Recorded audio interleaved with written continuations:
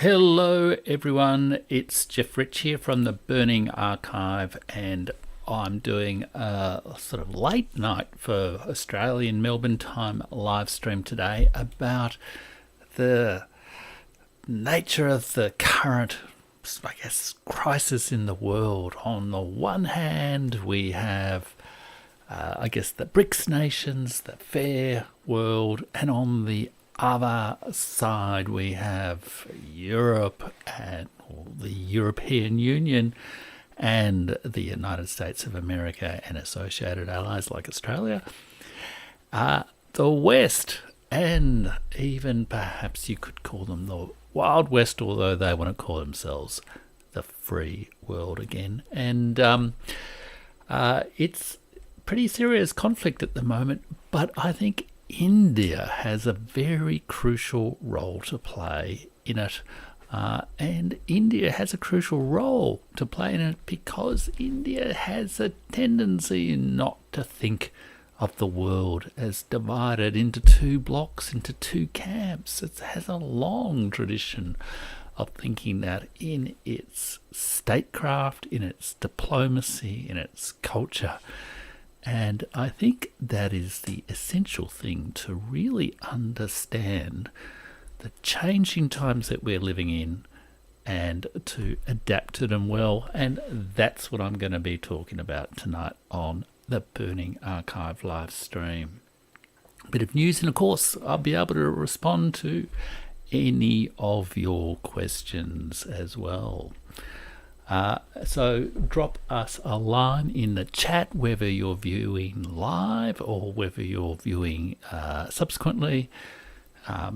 Leave us a comment. I'd love to be able to respond to your questions and have a bit of a dialogue, because trying to make sense of this big emerging conflict in the world is really crucial at this particular time. And what's more, it's happening, at a time when Narendra Modi, I think it was last year or maybe it was 2022, said this is not an era of war, and yet we seem to be marching rather more quickly than I would like towards era of war. Clearly there's the war in Ukraine, there's the conflict in West Asia, the horrific events in Rafah over the last week or so, in Gaza over the last 6 months or so,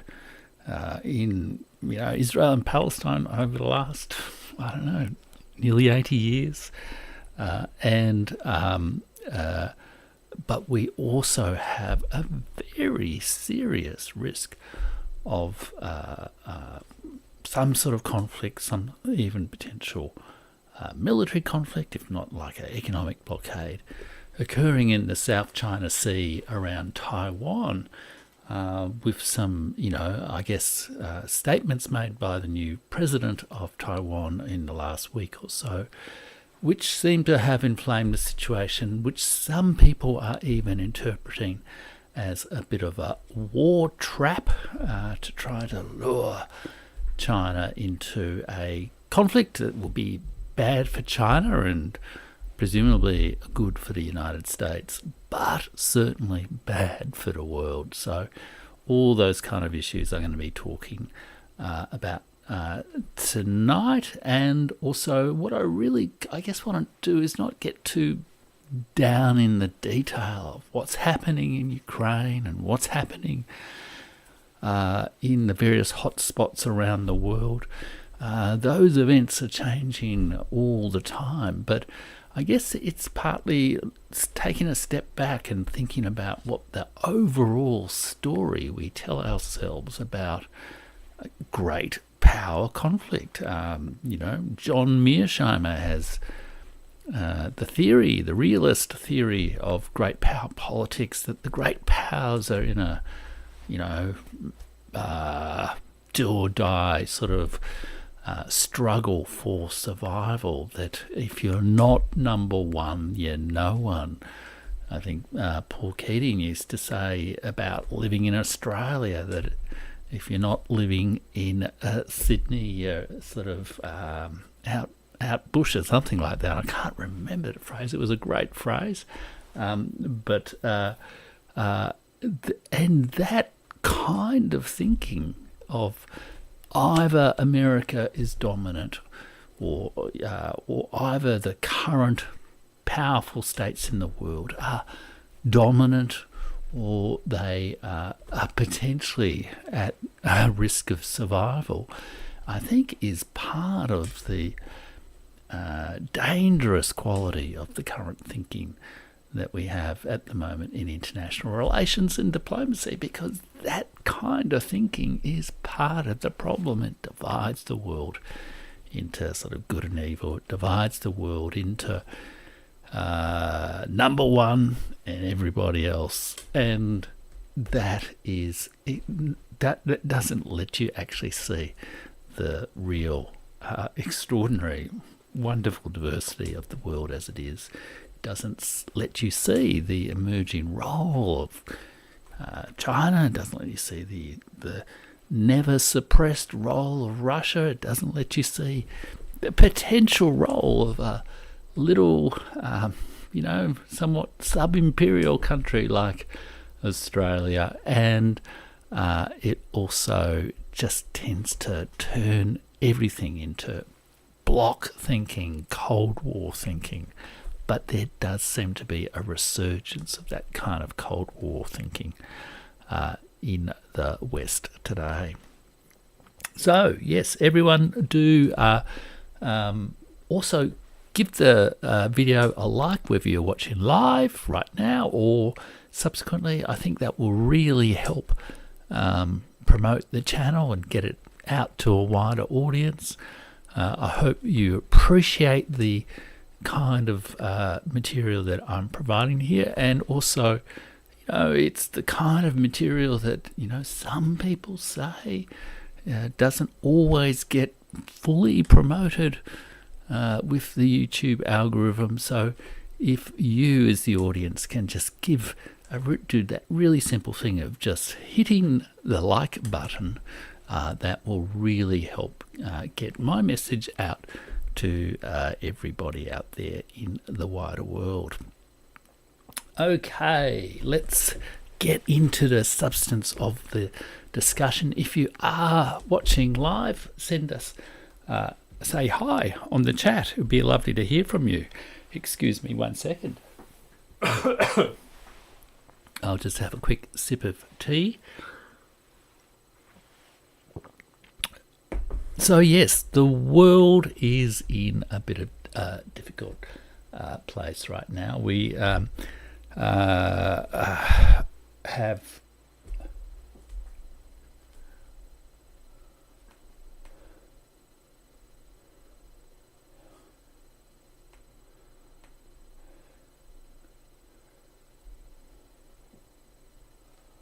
sorry, I'm just checking my live stream is working here, because I had a little bit of a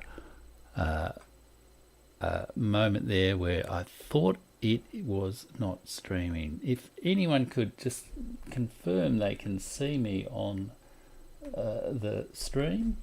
Oh, hiya, Deanne Amatard.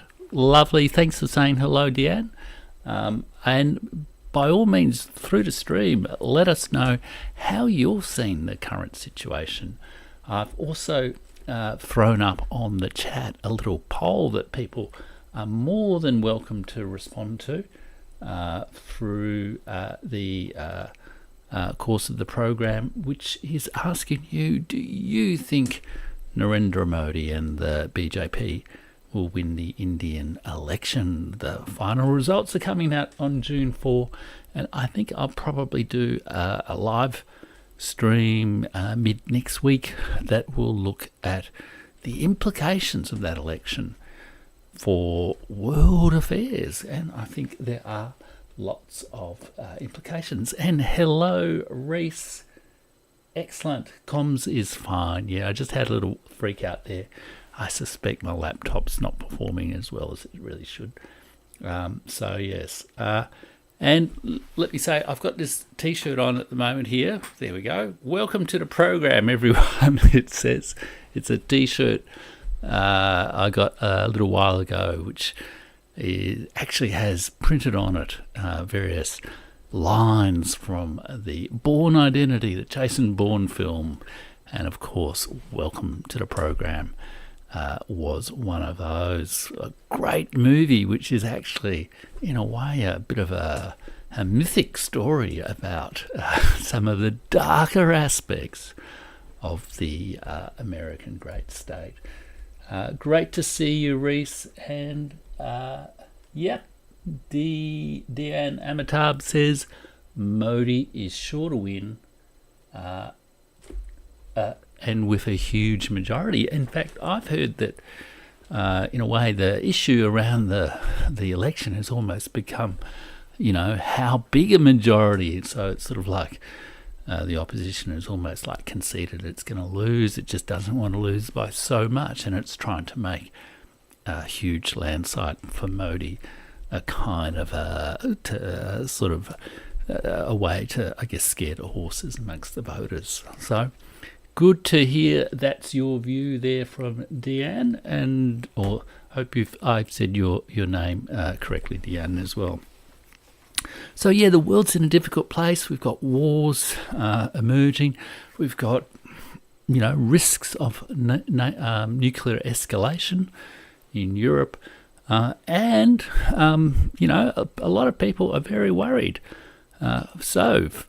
Just in the last week or so, the Serbian leader, I'm not 100% sure of what his role is, whether he's president or prime minister, but the Serbian leader Vučić has said that the Ukrainian conflict could escalate into a greater tragedy than World War II. And yes, absolutely, with so many nuclear weapons of much greater power than the ones dropped by America in Nagasaki and Hiroshima, that is certainly a possibility. And in addition, we've had comments from Viktor Orban, the Prime Minister of Hungary, saying that the upcoming election in Europe on the sort of European Parliament elections in Europe are in a way a potentially historic event. He said that posterity, history in 5, 10, 20 years' time may judge these elections that are coming up in Europe as a moment where Europe has made a choice between war and peace. Hungary has been increasingly vocal about its concerns about NATO's preparation for direct conflict with Russia, and has even flagged, concerns about whether it should step back from the NATO alliance, concerns that the NATO alliance is going way outside of its charter of a defensive alliance. So Viktor Orban has also been talking in those terms, and he's also talked about the descent into war in 1914, and that was something that I talked a little bit about in a live stream earlier this week. So I won't go into that into too much detail, but do check it out if you haven't already watched it. And so we seem to be having these dividing lines emerging, and India is, I think, actually really crucial to those dividing lines, and I'll explain a little bit more about that. In a way, it's a crisis that's revealing the increasing reality of the multipolar world, but also the increasing difficulty so many of the Western elites are having with the multipolar world, and there has been a breakout of that sort of thinking amongst the West in the last week or so, there has been a retreat to the old style Cold War rhetoric of the free world. Indeed, and a tendency, after having spent so many years, so many decades insisting that the liberal rules-based order is the new way to go, it's the way of the world, Western intellectuals might be a little bit too far to go with Gideon Rachman. What would you call Gideon? Well, Gideon Rachman's a journalist. Let's just call him a journalist. But there are others like Neil Ferguson, Elbridge Colby, a whole lot of think tanks and whatnot in the United States of America that are starting to say, let's go back to our old style bifurcation of the world into the free, or if you like, the good, and the non-free, or the evil even. And I just don't think that's really seen the world as it really is. So during the week, Gideon Rachman produced an article which said that, well, the headline for the article said, America breaks global rules as it defends the free world. Washington should dial down its claim to be protecting an international order that is clearly in decline. And although it is in decline, there is this insistence that it come back. And in the article, Gideon Rachman, and you can see this quote here, Financial Times is reasonably rigorous in enforcing its sort of copyright type issues, so I hope I won't get into trouble with this. But he says there, as the saying goes, in politics when you're explaining, and this is in the context of saying that the idea of the liberal rules-based order is not having the resonance it once had. As the saying goes, in politics when you're explaining, you are losing. In large parts of the world, America's claim to be upholding the rules-based international order is treated with derision. So what can be salvaged from this mess? One answer is for Blinken and co. to talk less about the rules-based international order and more about defending the free world. That is a more accurate and comprehensible description of what Western foreign policy is actually about. And is it? Let me know from whatever part of the world you're from whether you treat the liberal rules-based order with derision and whether you treat it with derision or whether you admire it. And I've got a comment here from Gopal Ramantan.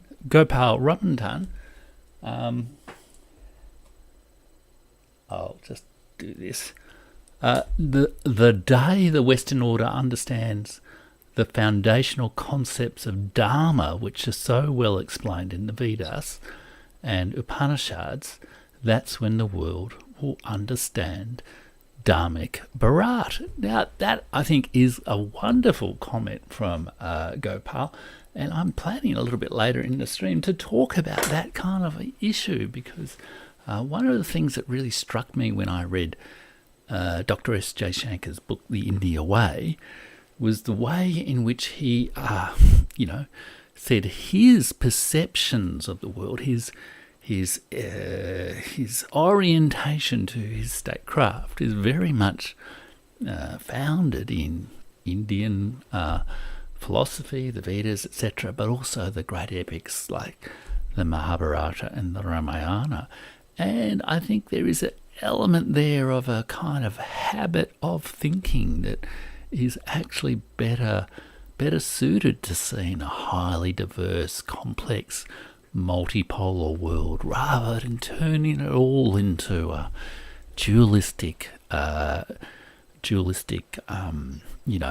and evil struggle. So, or John Mearsheimer type struggle for power and survival between the hegemon and the challenger. So, really great comment there from Gopal. Thank you very much. So yes, I've just lost my train of thought there, thanks to that fantastic comment from Gopal. What was I saying? Oh yeah, I was talking about Gideon Rachman and this idea of the free world.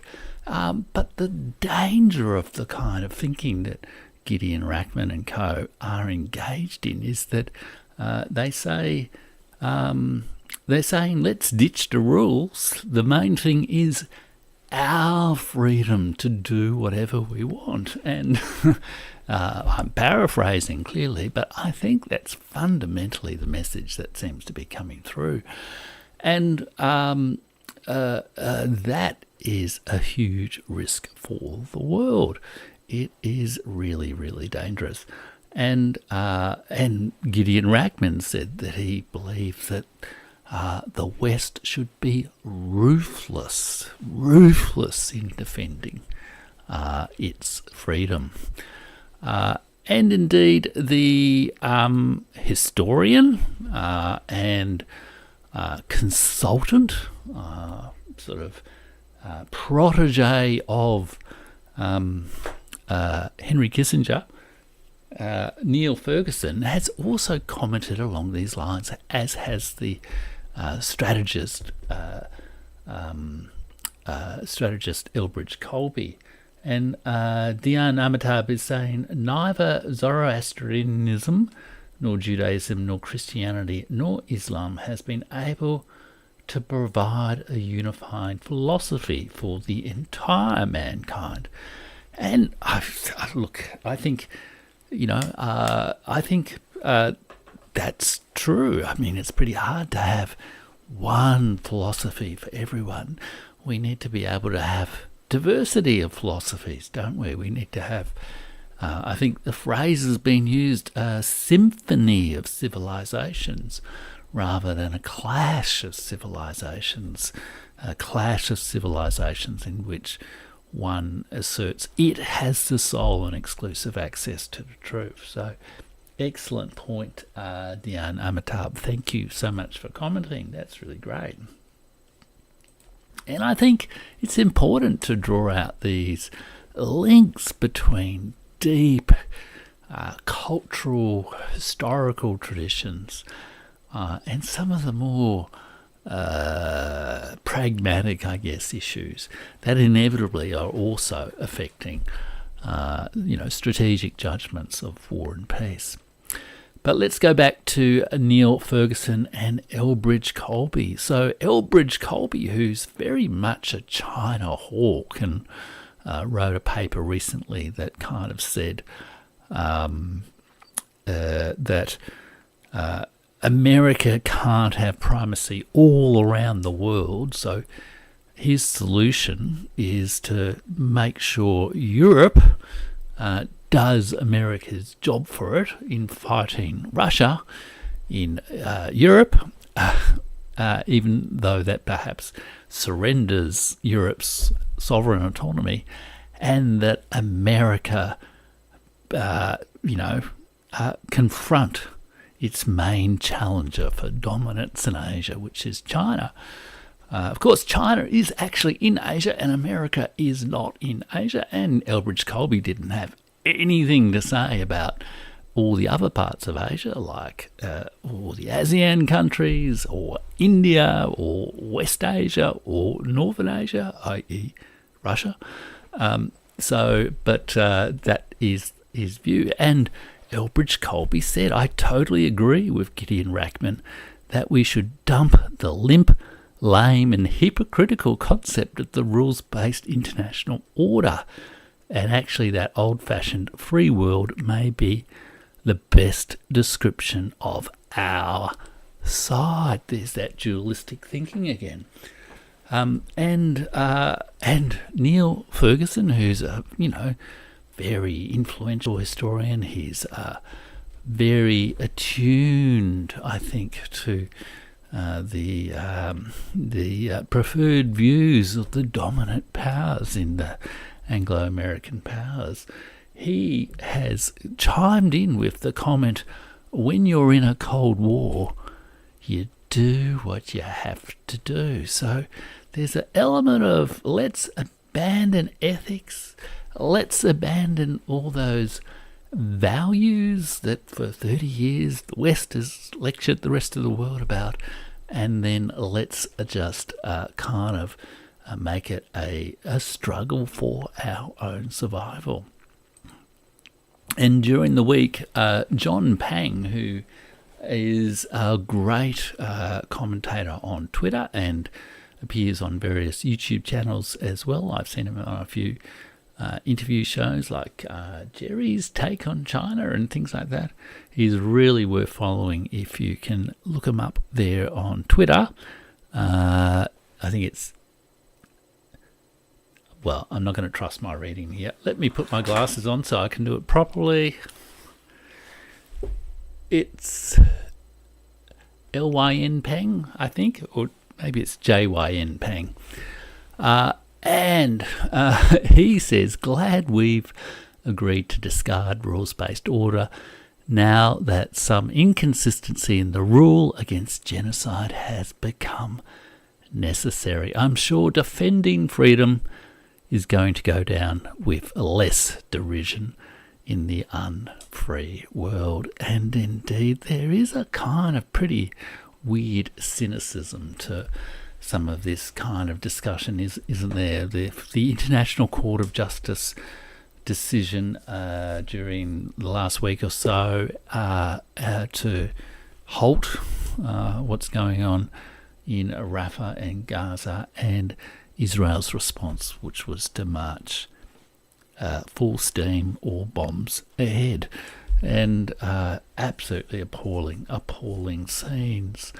And John Pang actually invited people on his Twitter to come up with a better term than free world, and I suggested to him Wild West, and I think I even used that on the thumbnail of my channel. And I think it's a better description, isn't it? Because what they're really describing is not responsible freedom.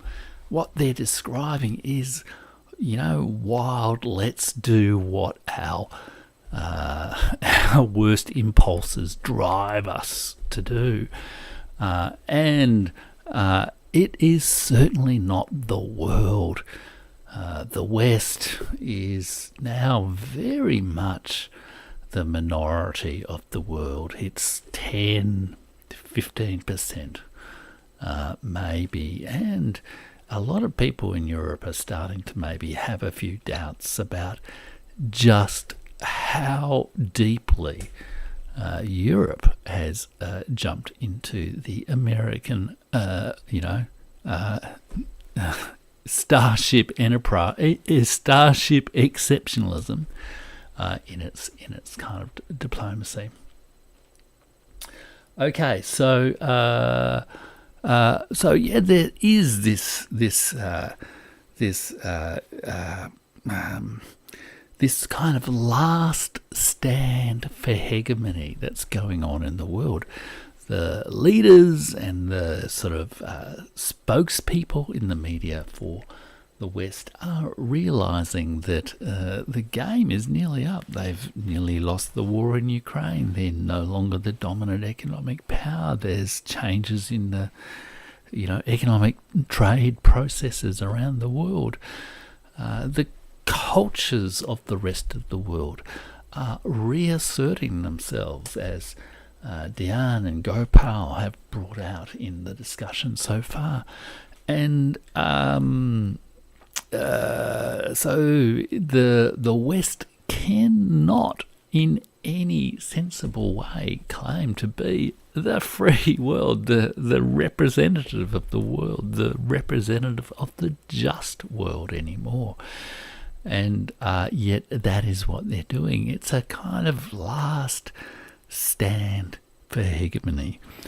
But I think, as I was saying, and it appears that they are creating this sort of new Cold War rhetoric of the free world versus the rest.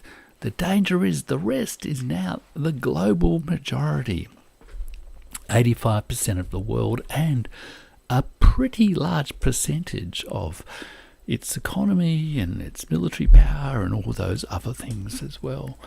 BRICS is now bigger than the G7, in fact, by quite a margin. China, on purchasing power parity terms, is significantly larger than the United States.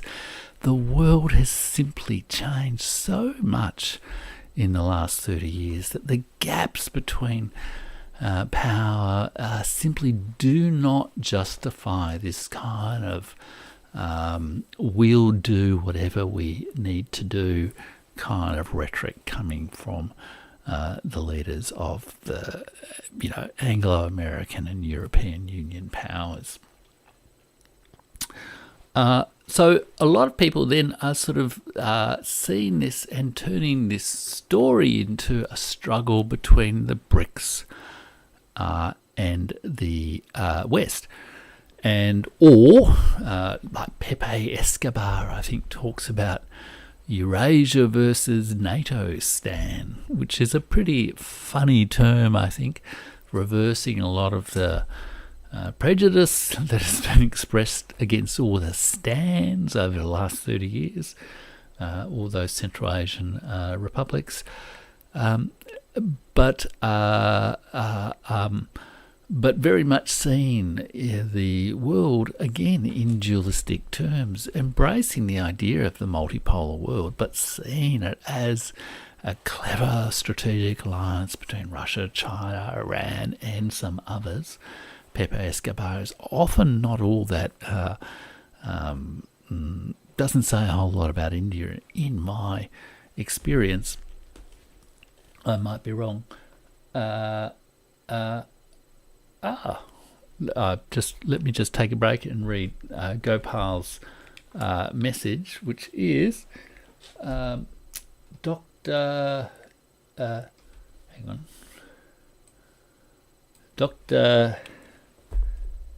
Sarvapalli Radhakrishnan's The Essential Upanishads is a great read for all.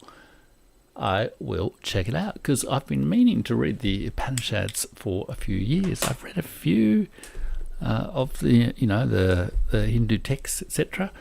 But I haven't. I've skimmed the Upanishads, but I haven't read it very carefully. But I really think I would like to do that. I think because one of the things I like to do on the channel as well is read, just do sort of gentle readings of important texts. So I've done a few of those, but more secular texts. I think I probably leave the Upanishads for now, but I will certainly have a good read of that. And thanks for the recommendation, Gopal. That is really awesome. Thank you. Okay, so there is this risk that we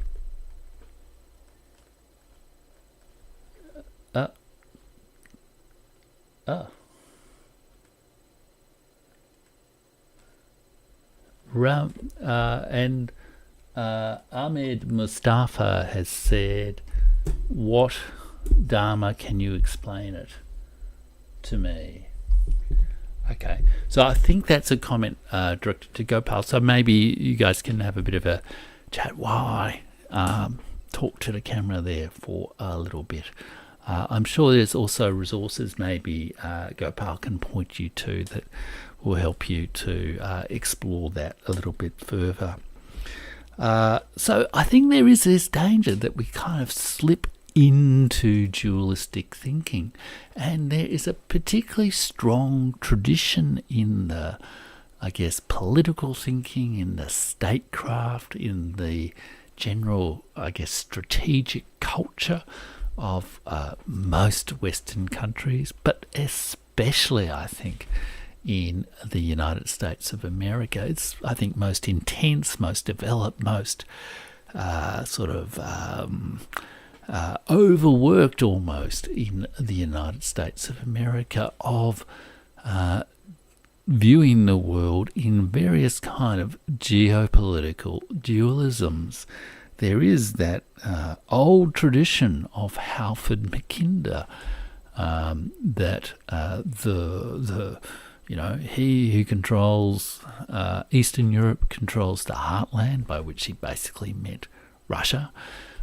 He who controls the heartland controls Eurasia, by which he meant, Russia, China, India, Iran, and or anyone else in Southeast Asia, and he who controls Eurasia controls the world. Now, that was really a slogan of the British Empire, to be honest, but it's a slogan of the British Empire that was adopted into the geopolitical thinking of the United States very much, particularly through the incarnation of Zbigniew Brzezinski and the Mackinder thinking, the idea of the world geopolitics being a struggle between Eurasia and the sort of oceanic powers of Britain and the United States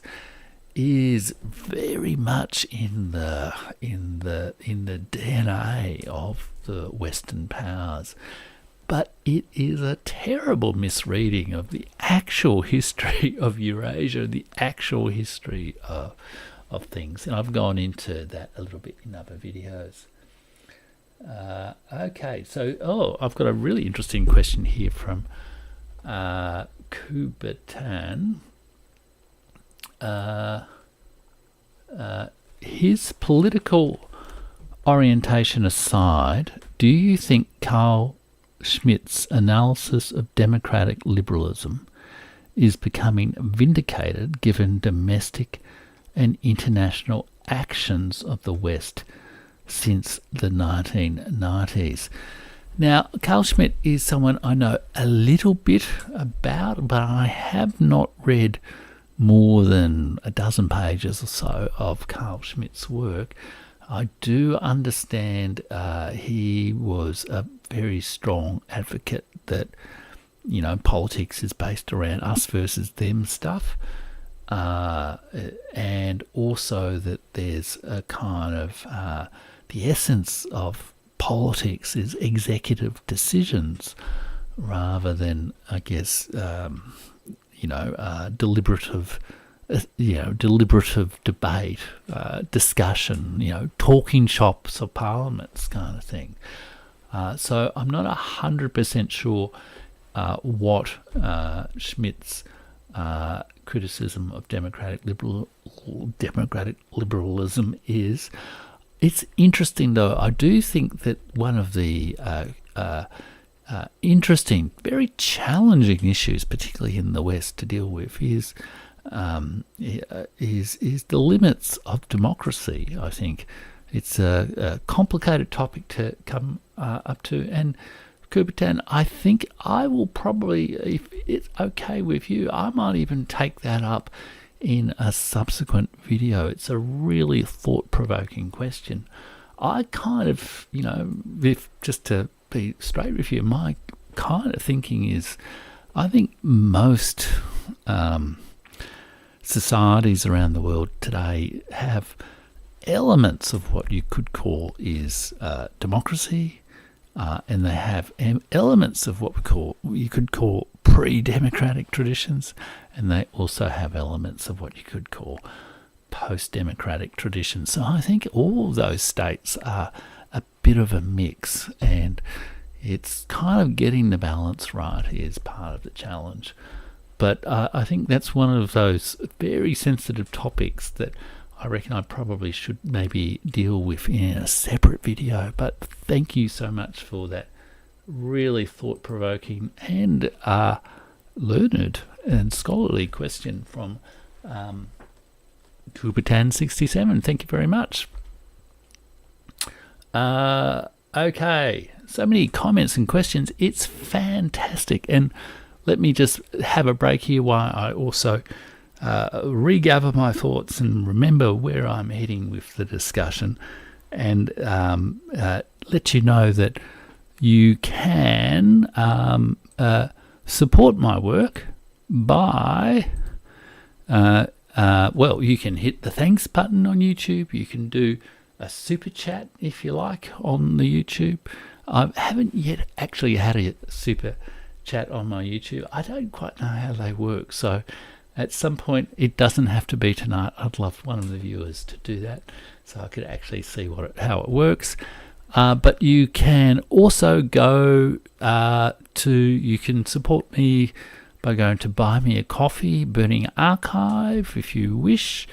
And one of the best things, though, you could do is share and like this video and go to my free weekly email at jeffrich.substack.com. I write a free weekly email there which talks about world culture, world history, world literature, what's going on in the world today, and trying to connect things while also encouraging people to have the kind of dialogue and the pluralistic thinking that I think people on the stream have been talking about. And I also offer some courses at courses.jeffrichwriter.com. I actually have a course on the history of civilizations. I'm going to have one coming up soon on the rise and fall of empires. And there is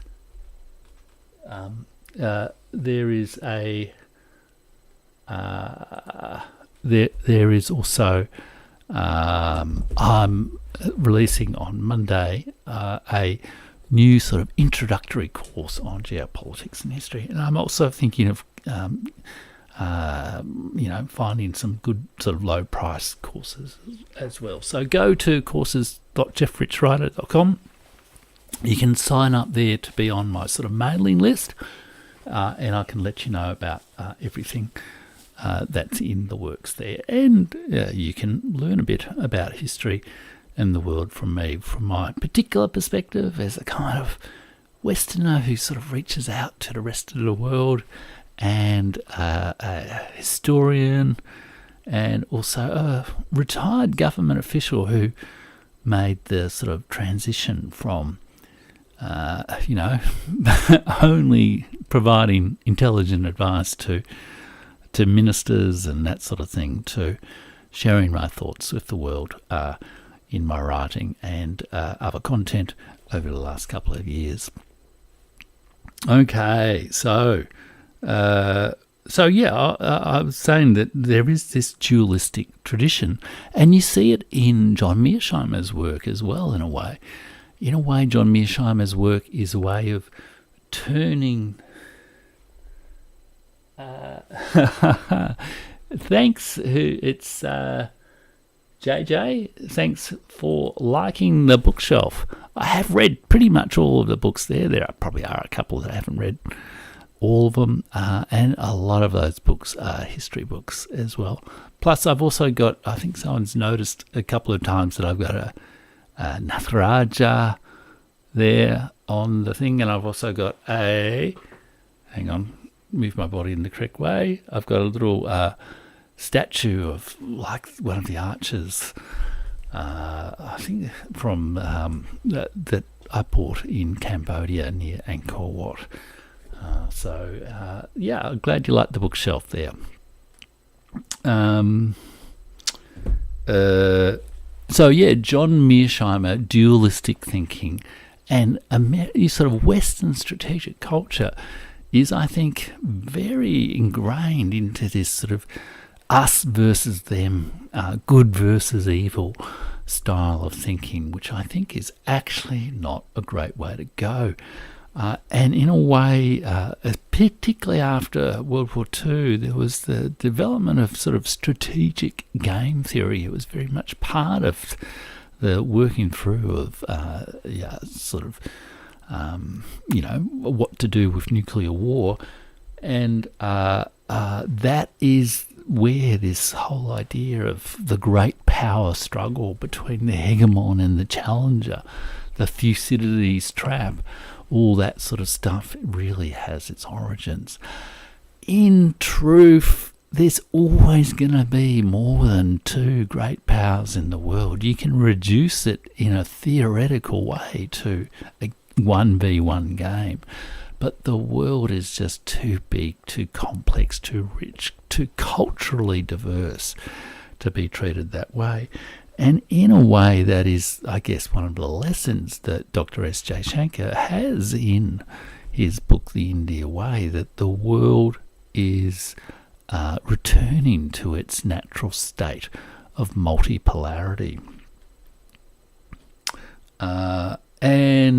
But you also hear it in some of the statements from Russia and China with their recent media and sort of a joint statement on their partnership. They're saying it's not an alliance. Stop talking about it in those ways.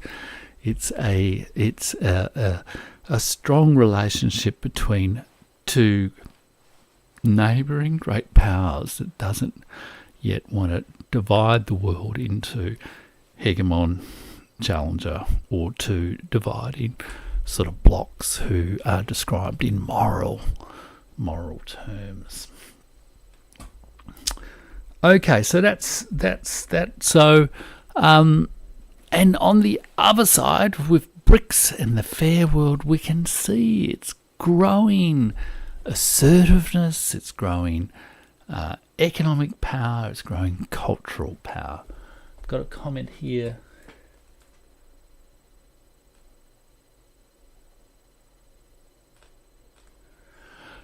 Gopal's asked me how many of the books are non-Western authored, and well, quite a few of them. I guess I've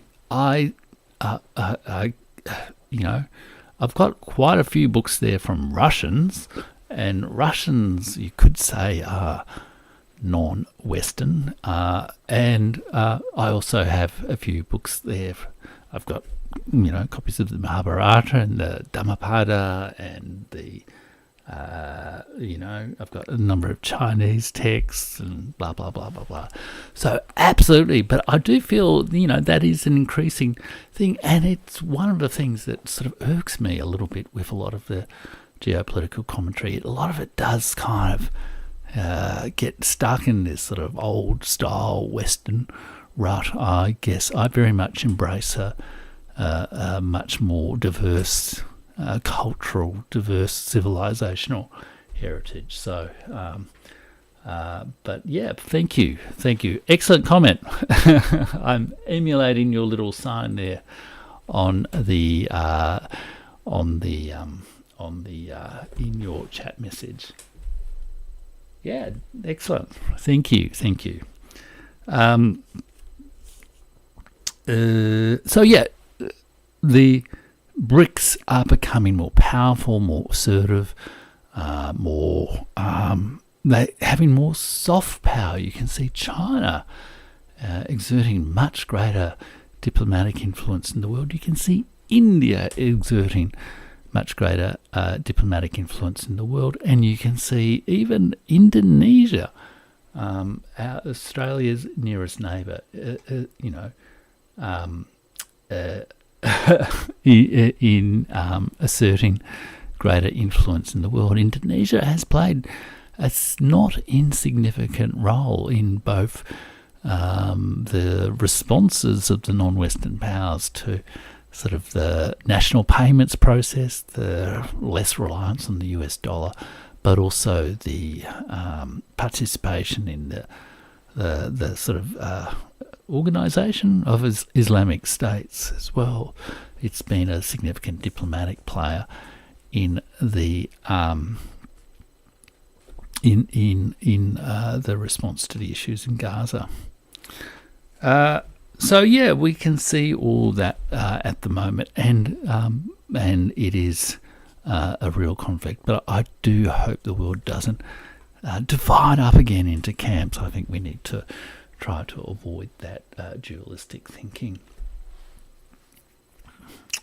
In fact, I have this kind of theory, if you like, I guess, people talk about the unipolar moment, which was the period of time after 1989, 1991, after the Soviet Union disappeared, and America seemed to be the sole superpower in the world, and it followed on from the bipolar moment, or the bipolar period of the Cold War, where supposedly the world was divided into two camps.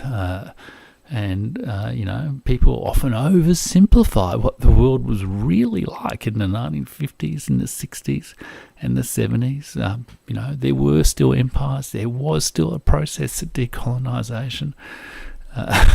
There was the non-aligned movement, Nehru and the Bandung Conference in Indonesia and all that sort of thing, Egypt. It was a much more complicated world then. I think we've got into this habit of trying to think of the world as, well, how many really top dogs are there? Who are the superpowers of the world? And, is it one? Is it two? Is it maybe three?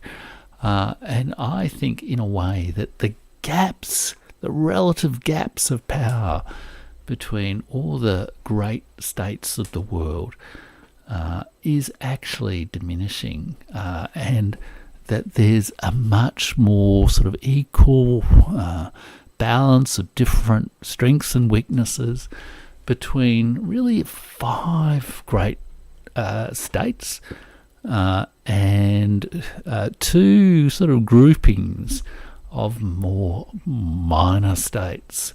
So 7, magnificent 7, to replace the Wild West, 7 significant sort of groupings to think about in the world, rather than this sort of 1v1 game. It's a much more complicated thing to look at. And the 5 great powers, great states, great major powers, obviously the United States, obviously China, perhaps less obviously, but increasingly recognised so, Russia. I think the former head of the military in the United States said, Russia is clearly now a superpower.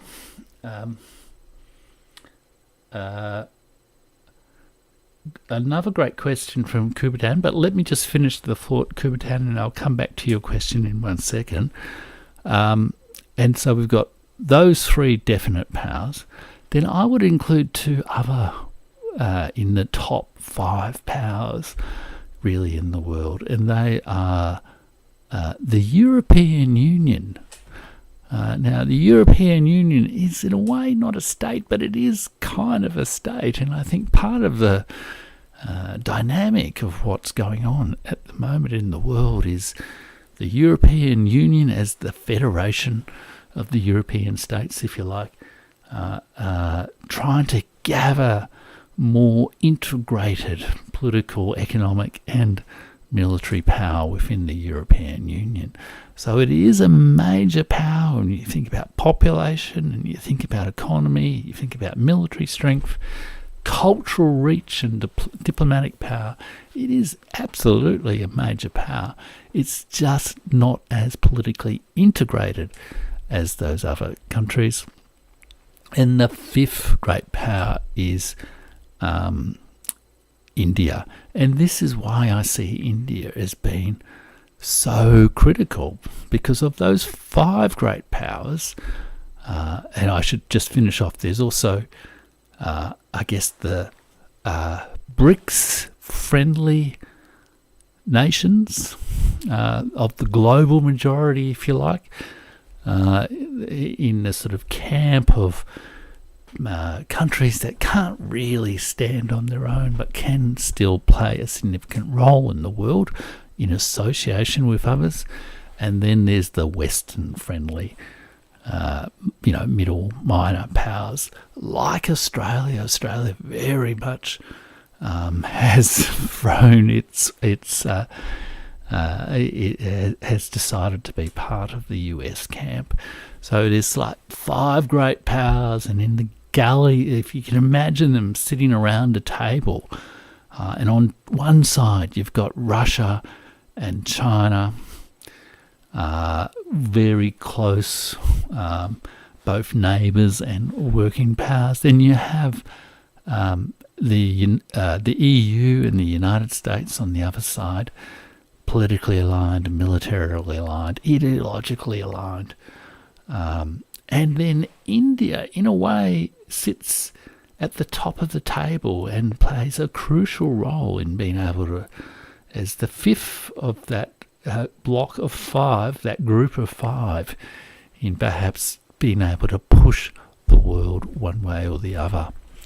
So I really think that's one of the reasons why India is so crucial to the diplomacy of the world over the next period ahead. And I think it will be very, very, very interesting to see how things unfold after the June 4 election results are announced, because I think it may well be the case that after those election results, I think in a way, if there's a capacity to heal some of the wounds of the India-China relationship, that could be a very, very positive force in the world.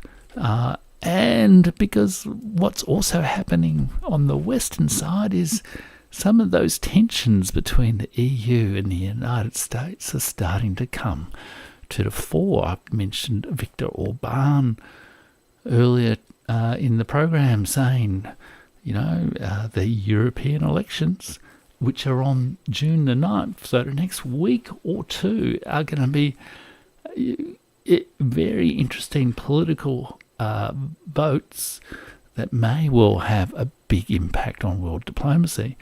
There are players in the European Union who are starting to say, let's back off this American-driven hostility to both Russia and China. And of course, Xi Jinping visited both Hungary and Serbia, both of whose leaders I've quoted so far during this program, and made significant agreements with them for potential greater cooperation. Some of that cooperation could be a footprint for a potential new model of relationship between Europe and China and Russia and the rest of the world. Now, let me get to this question from Kubertan, and I've been going for nearly an hour, and I do want to, I've got a couple of extra things I want to wrap up, but I'm happy maybe to start to just take any questions you want to throw at me, anyone who's watching, and also let me add to those people who watch the video subsequently, and I find there's a lot more people who watch the video subsequently for one reason or another, programming and all that sort of stuff. I like to respond to all the comments I get on the video, so do send me a comment. Let me know what you think about how the world situation is developing, how you see it from your part of the world, or just say hi from where you are part of the world, or share some of the sacred text or political ideas or literature that people have shared so far today. We've heard about, the Upanishads and Carl Schmitt and a number of others as well.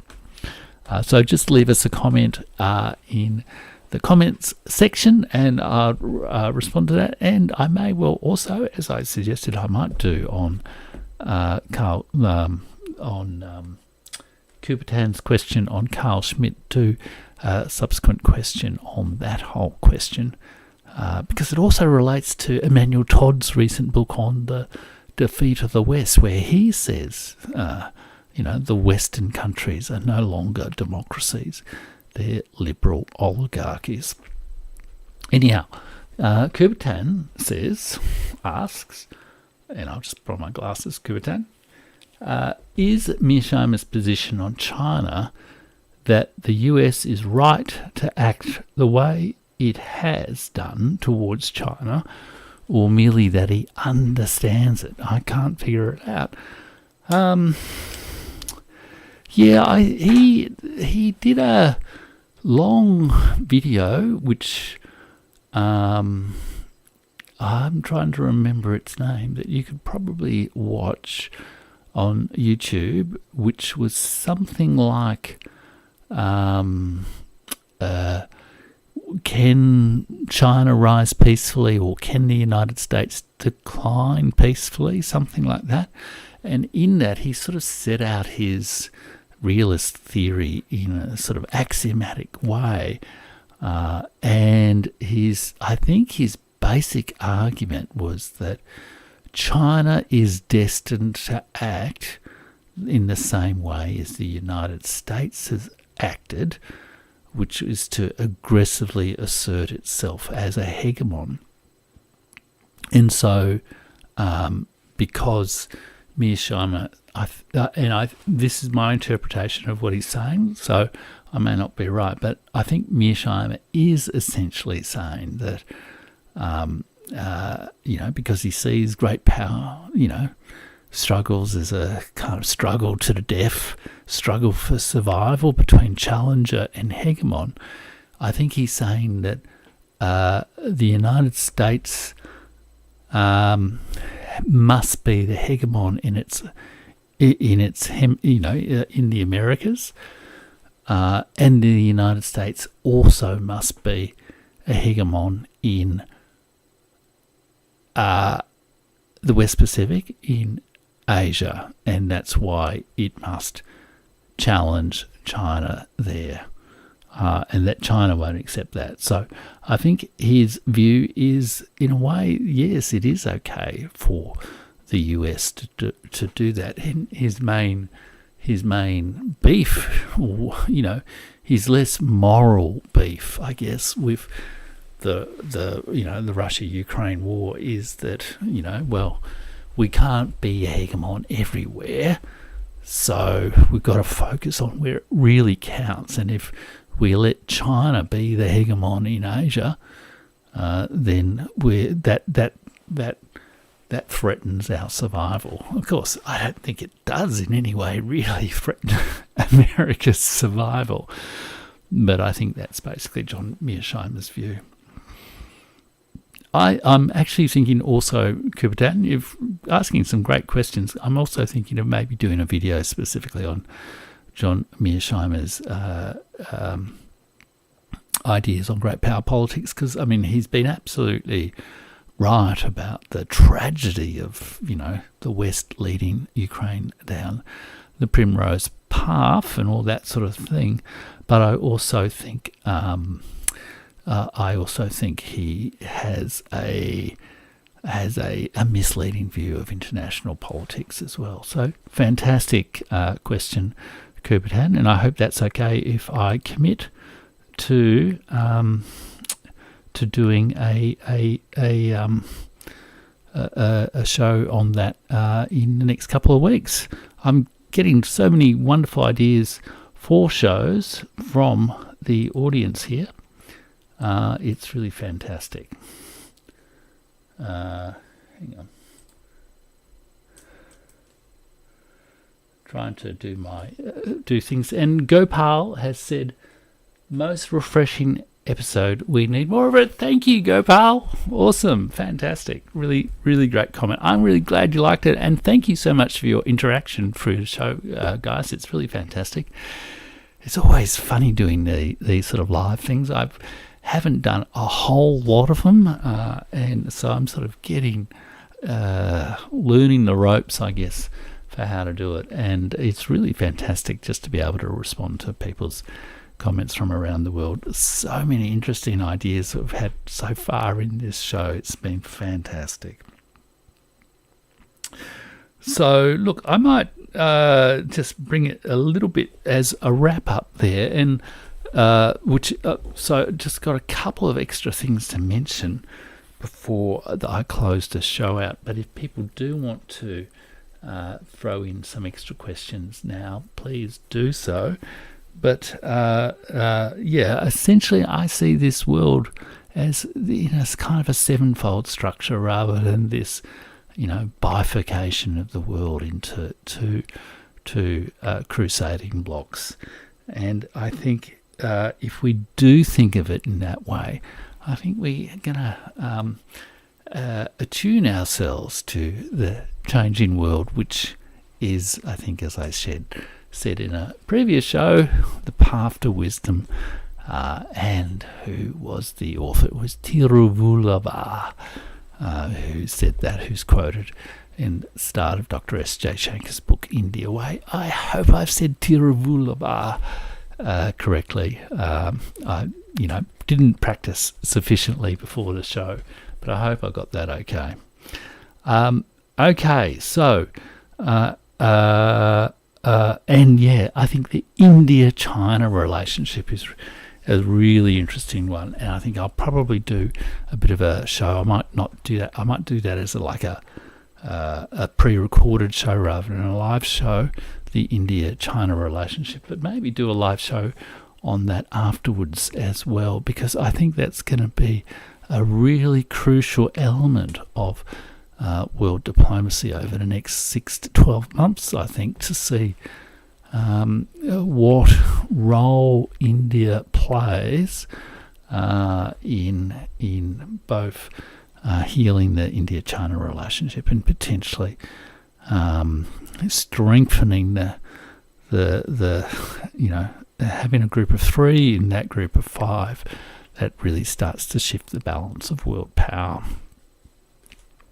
I also just wanted to mention to everyone a couple of things. Okay, so I write a Substack every week in fact, I write 2 essays on world history, culture and literature every week on my Substack at jeffrich.substack.com. And the Substack that's coming out tomorrow, it's Saturday, whatever tomorrow is, the 1st of June, is called The EU Demands the Cone of Silence from Bureaucrats. And a bit of a Western cultural reference here, the iconic television show Get Smart, and the famous Cone of Silence, which of course was, every now and then called on for the show. I demand the Cone of Silence, Maxwell Smart would say when he wanted to talk about something really secret. And of course the joke about the Cone of Silence was they could never get it to work. And I think what I talk about there is a bit of my own experience of the kind of speech code requirements that are placed on bureaucrats, like I used to be, government officials, and the extent to which they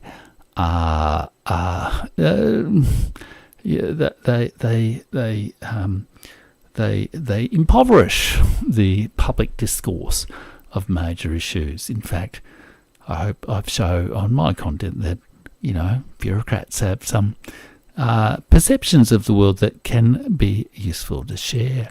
And this article in particular is a response to, partly prompted by an article by Thomas Farsi in Unheard called Germany's Authoritarian Turn. A desperate establishment won't tolerate dissent. He talks about a new law there, which he tweeted about, saying that this new German law authorising the firing and even the pension withdrawal of civil servants who happen to have dissenting views from the governments is one of the most dystopian things I've ever heard of. And I actually responded to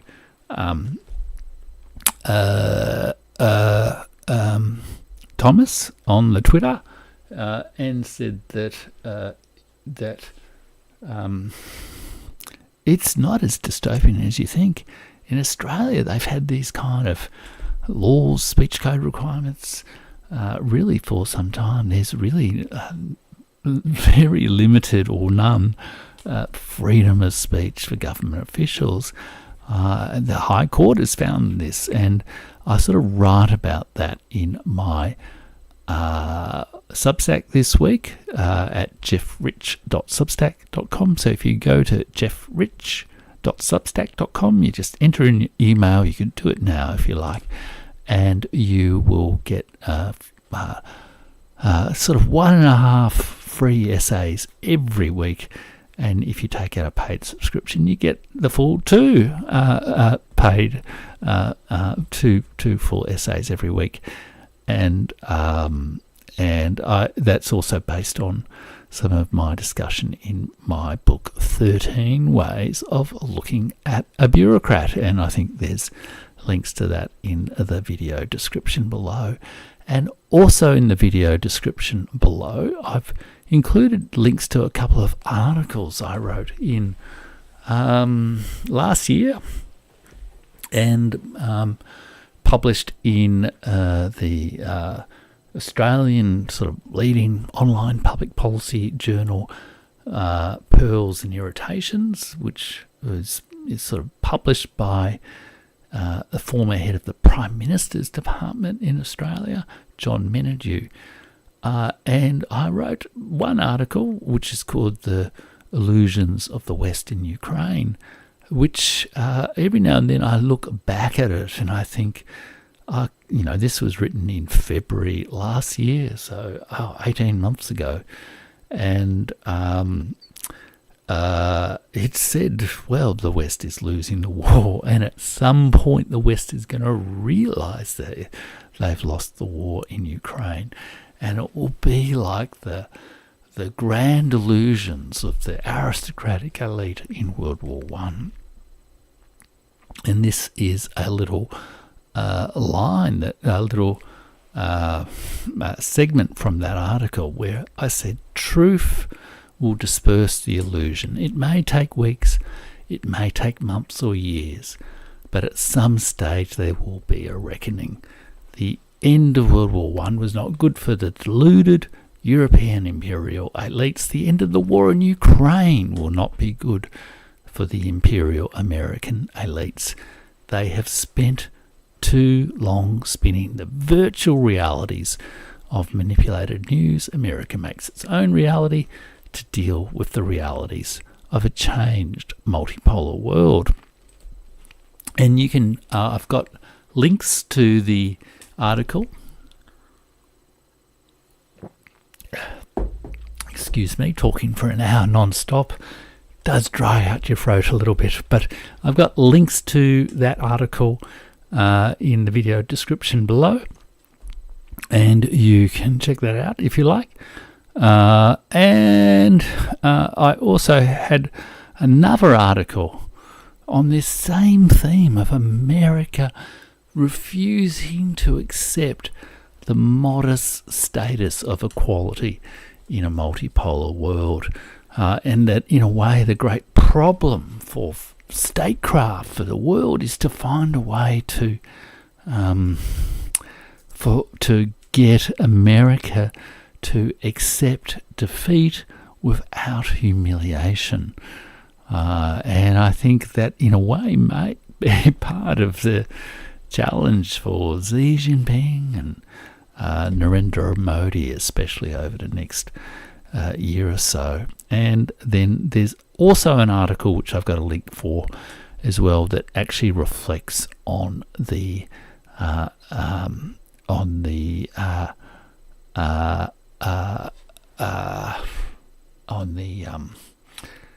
India's successful chairing of the G20 in Delhi last year, where I said that India has followed its dharma of dialogue and diplomacy without regard to outcome, of course referring to the Bhagavad Gita there, and BRICS. And you can sort of maybe, if you like, read that full article, but I thought I'd just point that out because a few people referred to those kind of Indian philosophical traditions that perhaps underpin some of its statecraft and are an asset for the world in this time to help us find our way out of an era of war associated with the endless wars of the United States, and back to a world of dialogue, diplomacy, and cultural diversity, civilizational diversity. So all of those articles you can read for absolutely free online, and I've got lots of extra material as well at the jeffrich.substack. If you sign up to the newsletter, you get access to all the prior articles that are there on the website. So if you found this interesting and refreshing and stimulating, please do that. I think I'm primarily a writer, and I do these sort of YouTube things to help reach out to a broader audience as well. But it's also absolutely fantastic to be able to engage with you online. So if there are no more comments, I think I might bring the show to a conclusion there at, well, we're nearly 80 minutes. Now, let me just quickly remind you that you can click the thanks button. You can go to buy me a coffee at burningarchive.com if you've got resources to help me out in that way. But the most important thing, really, from my point of view, would be to go to jeffrich.substack.com, sign up to my free weekly newsletter, and if you join at the Substack, there's also capacity to leave comments and chat and all that sort of thing, so we can sort of extend the dialogue that we're having here on the YouTube channel in a more extended sort of discussion of a very large range of issues about world history, world affairs, and world literature. So please join me there. And I will be back soon with, before I leave, let me just mention, I think I'm going to be reading an essay in a video very soon, which is by Rabindranath Tagore, and I hope everyone will enjoy that. So make sure you subscribe to the YouTube channel as well, because then you'll get the notification of that, and I hope that will be of interest to viewers. Okay, folks, I'm going to head off now. Take care, and I'll see you again soon.